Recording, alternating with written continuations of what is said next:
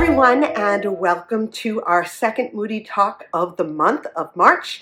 This month we are focusing on shame, which shame is one of those really difficult emotions that people can't believe that it's a valid emotion because it can feel so difficult. It can feel so hard and just awful. Shame can feel very awful, but shame actually does have a valid reason for existing as an emotion for us as human beings. And so today I'm going to talk a little bit more about what shame is versus what toxic shame is. And I think it really needs to be discussed because there's so much of a difference between the two. And I'm going to give a trigger warning because I'm going to be talking about my own trauma, my own toxic shame that has stemmed from childhood abuse. And so I want to give everyone a heads up in case they need to maybe step back from the video or just know that it's coming. So I will try not to get too involved in it, and we can talk about it without hopefully triggering people. Okay, so what is shame? In DBT, which is something that I use a lot that has really helped me through my trauma work, DBT talks about shame as, the definition being when you do something that is against the moral code or the ideals of a society, whether that's your social circle or its society as a whole. So it has function to it. And let me give you an idea of that. Last week I used the example of, so there's a little kid out in the playground with a bunch of other kids, and this kid wants a toy that another child is playing with. So the child goes up to the one with the toy, and maybe first they ask for it, and the child says, "No, I'm playing with it." But then the child gets angry and takes it away from them or hits them and runs off with the toy, or the other child is crying. An adult sees this, and a caregiver or a parent, someone like that sees this, goes up to the child and says, "We don't do that. We don't take away toys from people, especially when they've said that they're playing with it.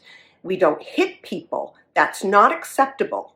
And the child may feel this feeling of shame, which is okay, because that's what it's meant for, right?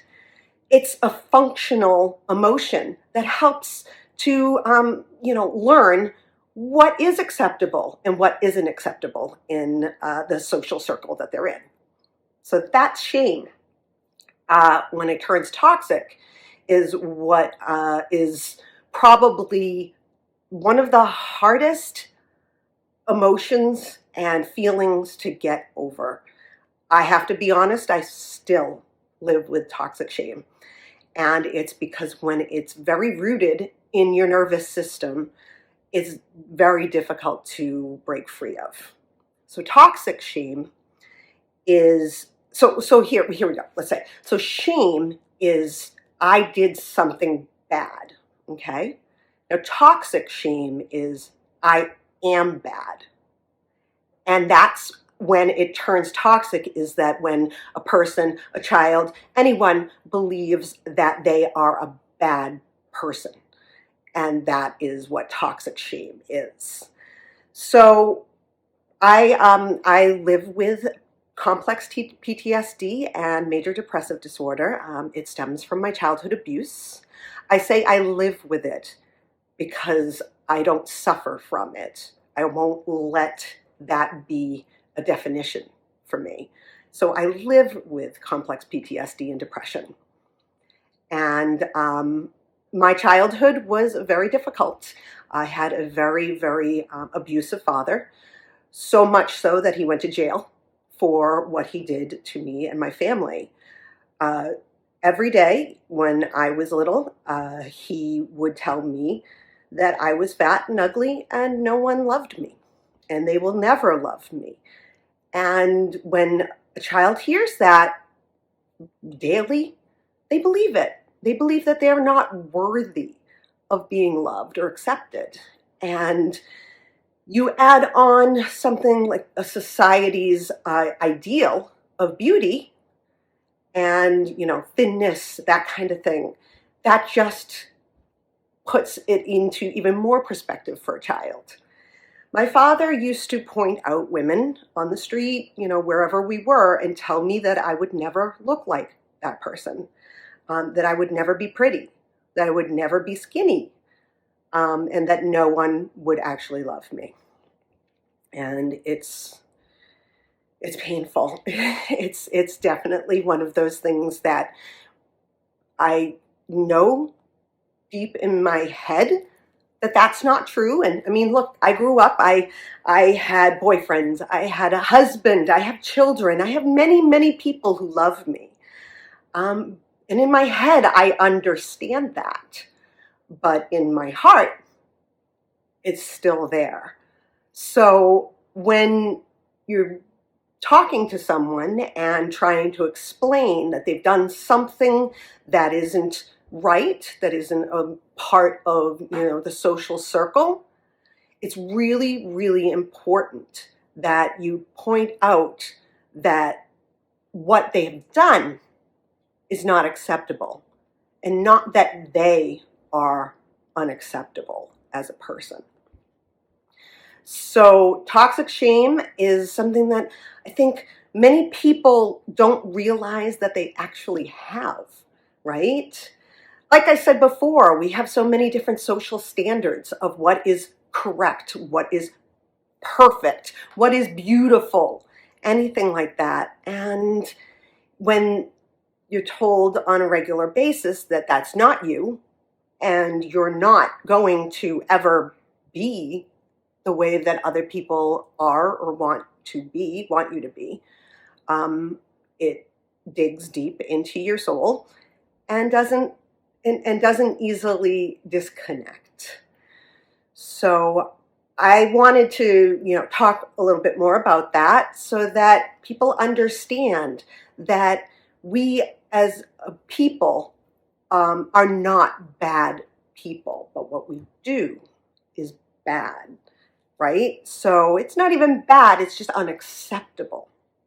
And so when working with, children, being with your own children, it's really important to point that out.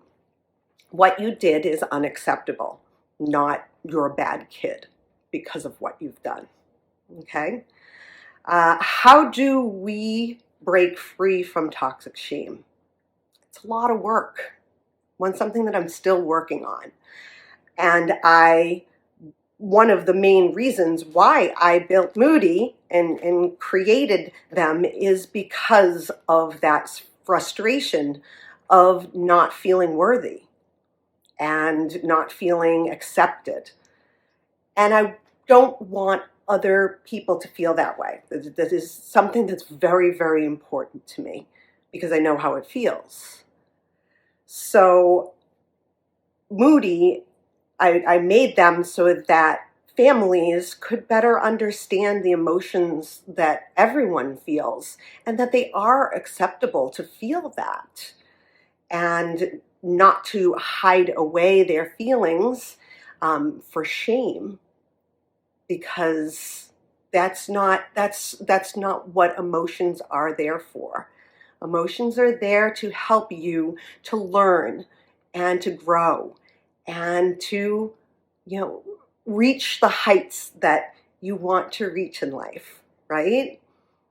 So Moody was a very big part of me learning to get through my toxic shame. And I hope that others can find their way through that through therapy, through talking through when you're feeling that shame, feeling as though you're not a good person or not worthy. So again, that's why one of the major reasons why I created Moody was to help families to properly discuss emotions and to learn from each other.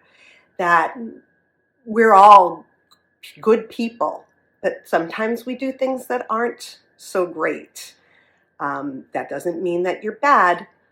It just means that you need to learn that that's not an acceptable thing to do. So I hope that that is helpful to you. And I mean, there are definitely resources, and I can post resources on how to deal with toxic shame. I myself, I go to therapy. I just started a compassion-based group that talks through shame and in a compassionate way. And, you know, I think I would love to, once I start getting into it, talk more about that on the Moody talk, because I think it's important for us to all understand that we belong and that we are basically good people. So that is what the difference is between shame and toxic shame. I hope that that helped, and if you have any questions or comments, I would very much love for you to put them down below in the comments section or DM me to talk a little bit more about it, because I think it's important that we as a society understand the difference and how we can help ourselves heal, because I know that people my age, definitely for sure, were taught never to show emotion, never to make people uncomfortable, don't be angry, that kind of thing. And that's a shaming thing that we go through. You may not even realize that, but when our parents told us, you know, don't be an angry girl, don't make people uncomfortable, they were shaming us, telling us that we were doing something very wrong, when emotions are very valid and we need them to grow. So I hope that helped. And again, please comment, question. I would love to be able to talk more about what you want to hear about shame. I'm going to be going into coping skills next week, and I hope that that will also help. A little bit more about like mindfulness and non-judgmental, you know, actions. So have a good rest